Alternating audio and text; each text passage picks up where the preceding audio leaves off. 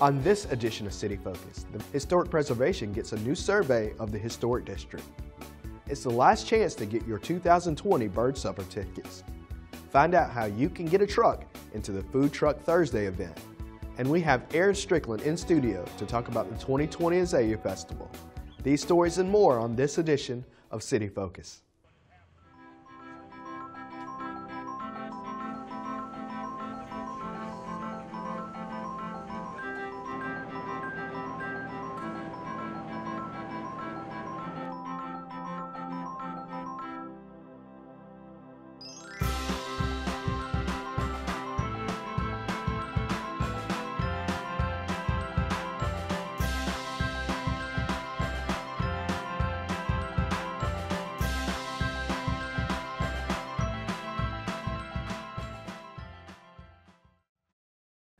Welcome to City Focus. I'm Marcus McConico, the media coordinator for the City of Valdosta.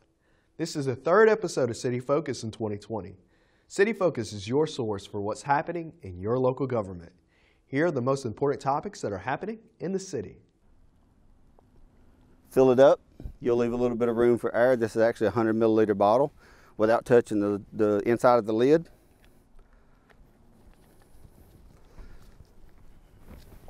Then once you pull the sample, again, whether your lab's close or far away, you need to make sure this sample is put on ice to be able to hold and maintain the temperature till you get it to your laboratory for testing. And this is the way that City of Valdosta employees test each and every sample throughout the city on a predetermined schedule.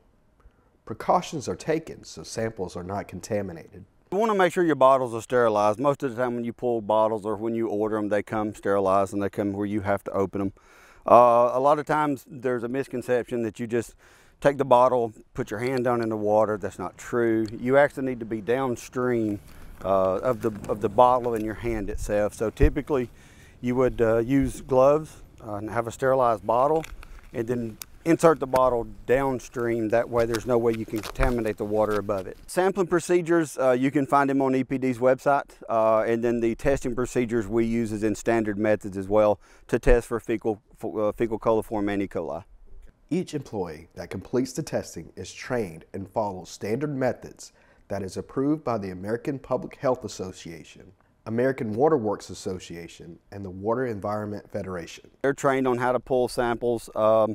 They go out, do quality control, quality assurance when they pull them. They'll do, we got our SOPs for being able to pull the samples. And then they do chain of custodies when we pull them, and then they're signed off on. That way the lab can verify that everything's correct when they deliver them to the lab.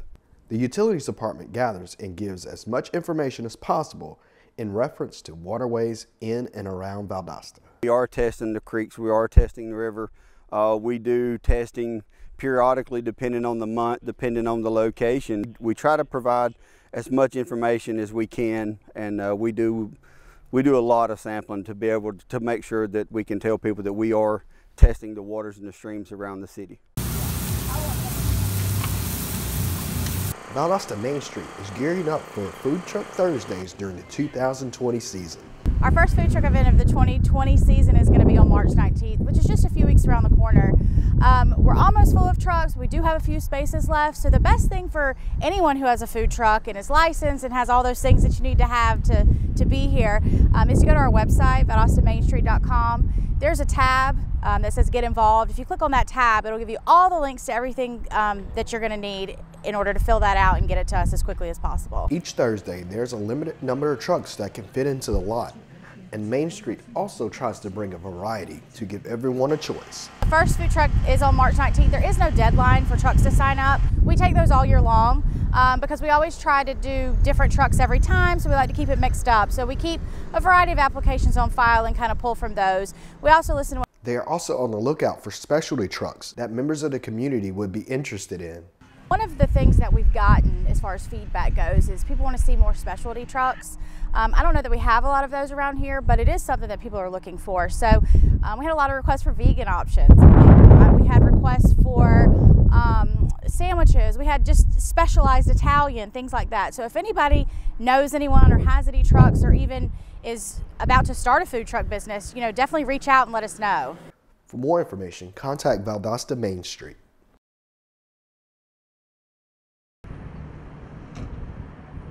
Recently, members of the Valdosta Fire Department went through Emergency Vehicle Operation Course training.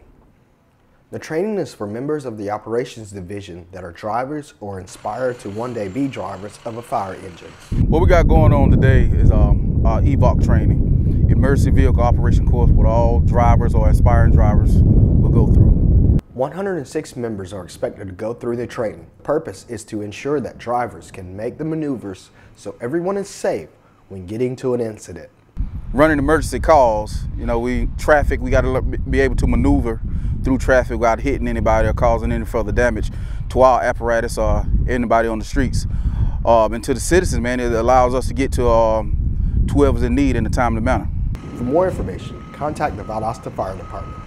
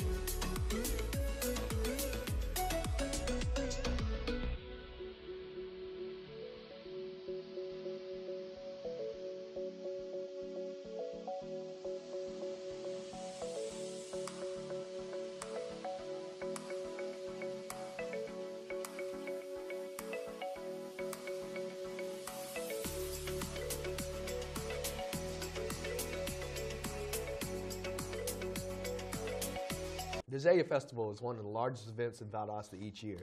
The executive director of the festival, Aaron Strickland, is here to talk to us about what to expect in this year's festival. Welcome to the show, Aaron. Hey, thanks for having me. Okay. For those who have never been to the Zaya Festival, what is it?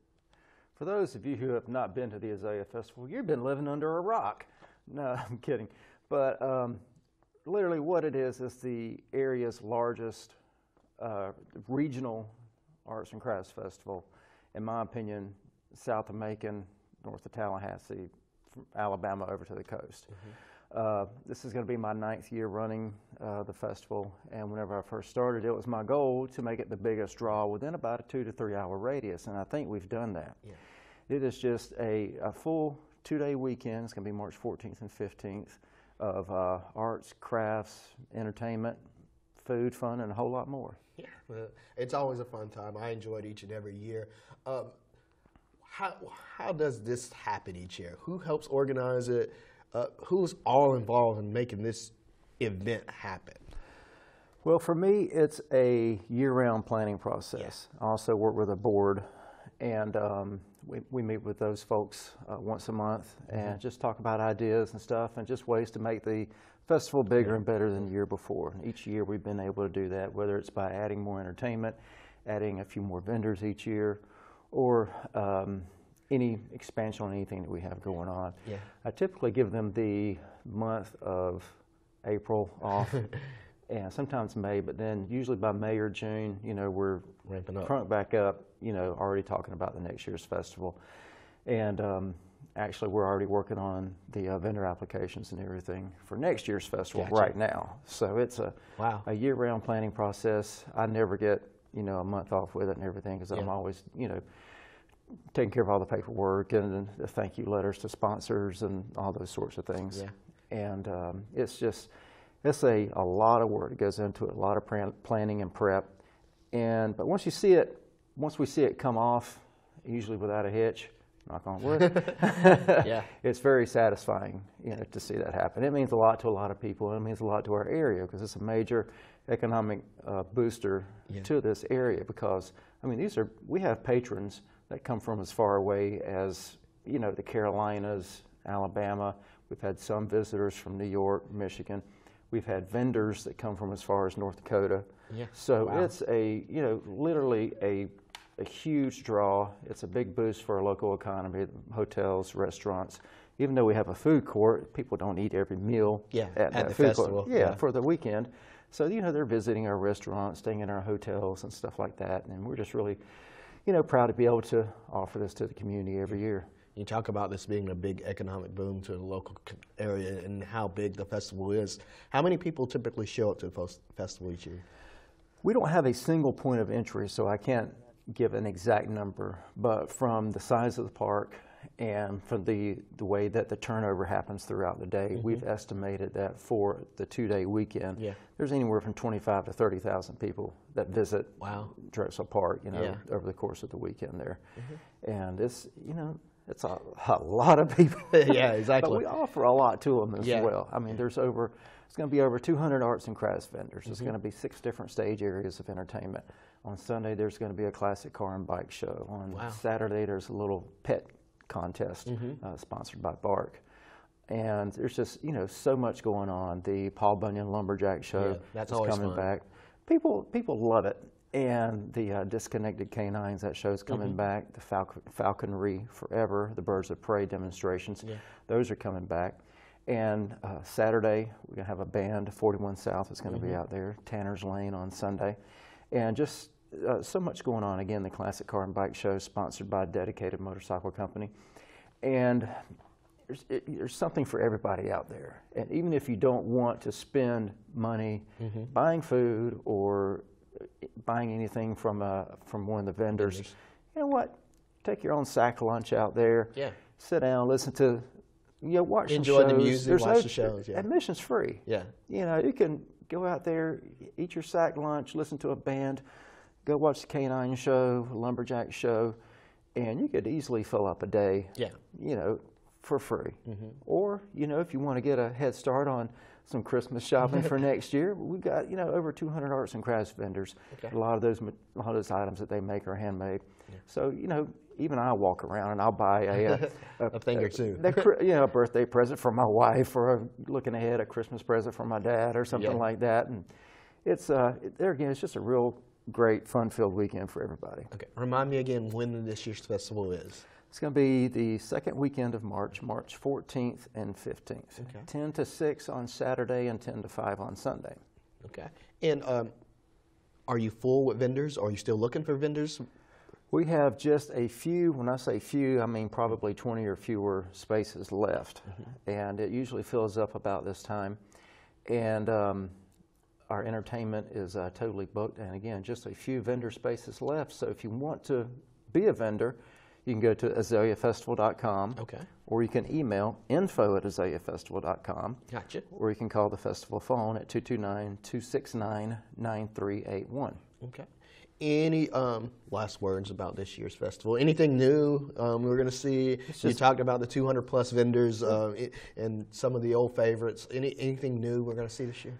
What we're going to see new is just a few more vendors that we've added to the array out there, and we always try to, if there's an empty square inch in Drexel Park, squeeze them in. What can we put there? So there's going to be a few more vendors than we had last year. And, my motto has always been just to make it bigger and better every year.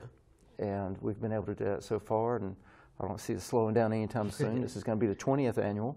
So we're real proud to have been able to, be doing this for 20 years, and hopefully it'll be around 20 years from now. All right.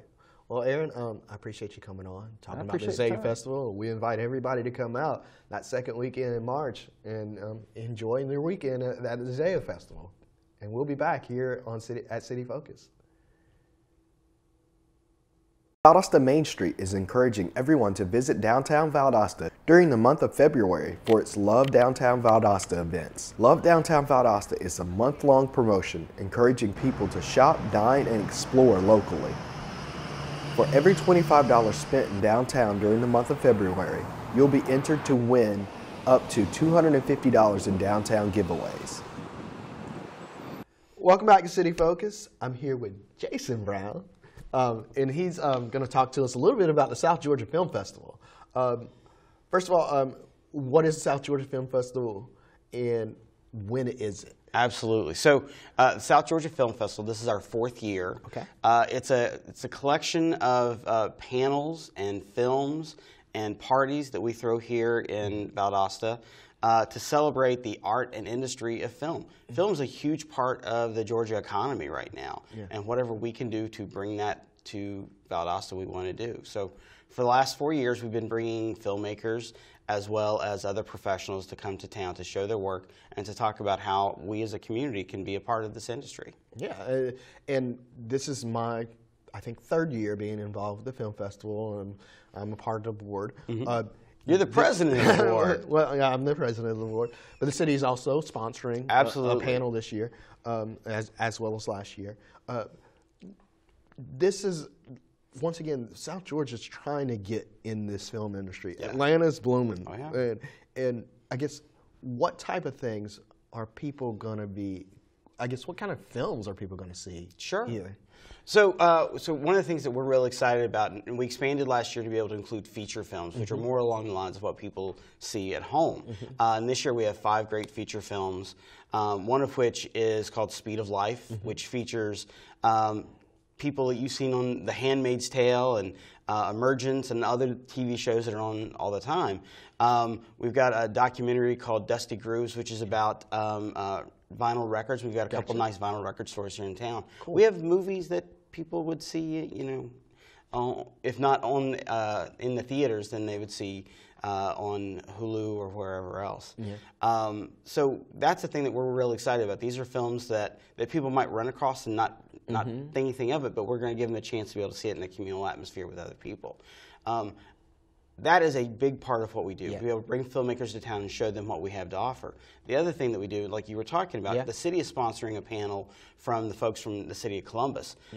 Columbus has a film incentive like the one that the state has, but specifically for people to come shoot their films in Columbus. Yeah. And so we have those folks coming to town to talk about what they're going to do.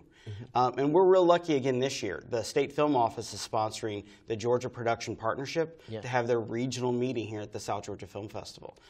So if you don't know anything about film, the industry part, it allows you to be able to come and meet people who are doing this professionally, doing this because it's their craft, and learn how you can be a part of it. I think there's a lot of people that don't realize, you know, it's not just paying for cameras and people in front of the camera. It's all this other stuff that actually generates an income. You know, we had the movie made not too long ago with Bruce Willis, just north of us. And there's a lot of people that benefited from that in hotels and everything else.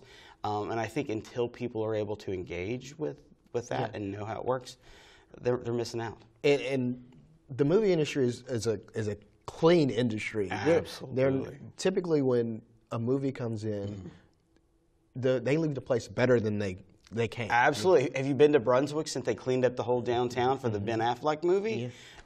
Absolutely. What usually happens, and we had some folks last year from Barnesville come down and talk about how you know, the entire community was paid to not do anything while they were making their movie, and allowed them to actually clean up the town and made their downtown much nicer.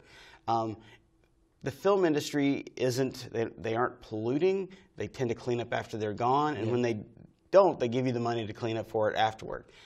It's really beneficial to a community, so it doesn't disrupt things that are already there. We like our community, but we'd like for it to prosper. Yeah.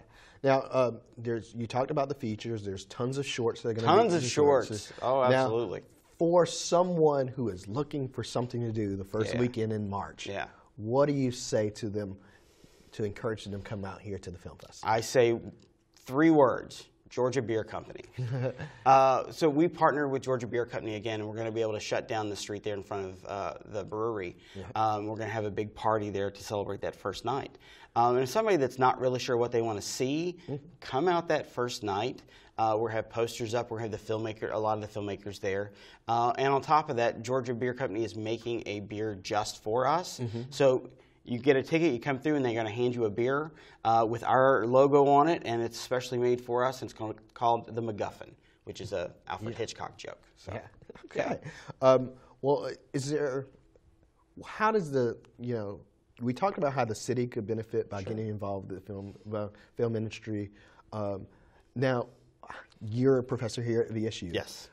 How does VSU benefit from this festival? Well, I think 2 big ways, one of which is all students, high school and college, can get in free with their IDs. They just have to come and they be a part of that. So this becomes a huge thing that our students can participate in that they don't have access to elsewhere.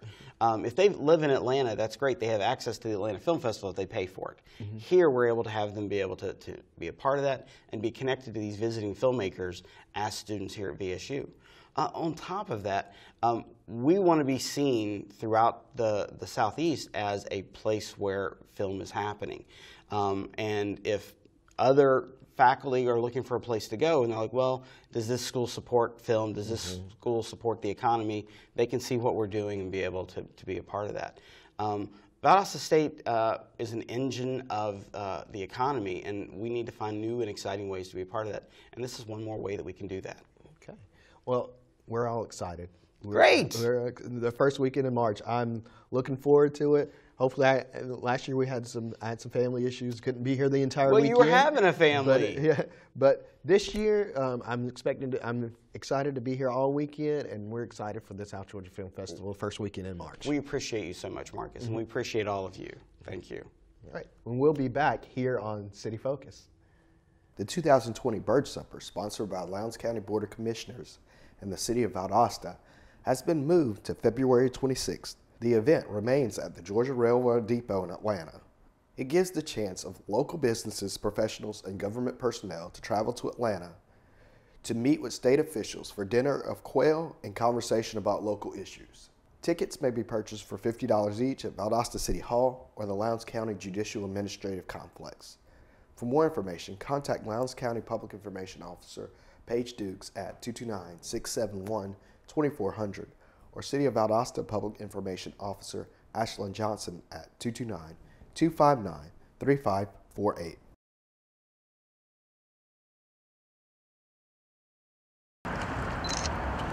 The Historic Preservation Division is having a survey completed to update maps in the Valdosta Historic District. The last survey that we did was between 2001 and 2004, and so therefore the information has become very outdated and hard to use. And so we wrote a grant application last year to the Georgia Department of Natural Resources, and we were awarded the grant, and we have gotten a company called Terra Explorations out of Alabama to come in to Valdosta and to help us resurvey the local historic district in phase 1. The process will take some time, and the city is hoping to finish the other half of the survey next year. And what we're doing right now in the field is taking pictures and getting brief descriptions, and then we're going to take that back to our main office and put that into that database that James mentioned, the NARGIS database, so that all that information is available online, and anyone who wanted to go find it can see this information about what's in the historic district and see pictures of it as well. This is important to remember the past and to preserve what we have left of it. It's important that we protect our historic resources because they carry the history that gives us all a sense of place and a sense of meaning and a sense of self. We treasure the homes of our grandmothers and grandparents and parents, and we want to live in those homes and to enjoy those homes. And sometimes when we don't live in those homes, we still want to bring our children and families to the area where we grew up and show them the area, tell them the history, and that gives us a sense of pleasure to do that and a sense of history that we can teach our own children and families about our heritage by preserving the wonderful historic homes and neighborhoods that have been around so long. For more information, contact Historic Preservation at 229-259-3563.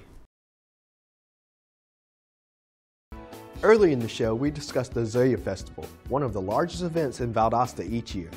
That's just one of the many events that is held in the community. Valdosta Main Street also hosts events each month. Follow them on social media to find out what's going on downtown. This concludes another edition of City Focus. Be sure to visit our website, valdostacity.com. Like us on Facebook, Valdosta City Without Limits. Also like our Valdosta Youth Council page.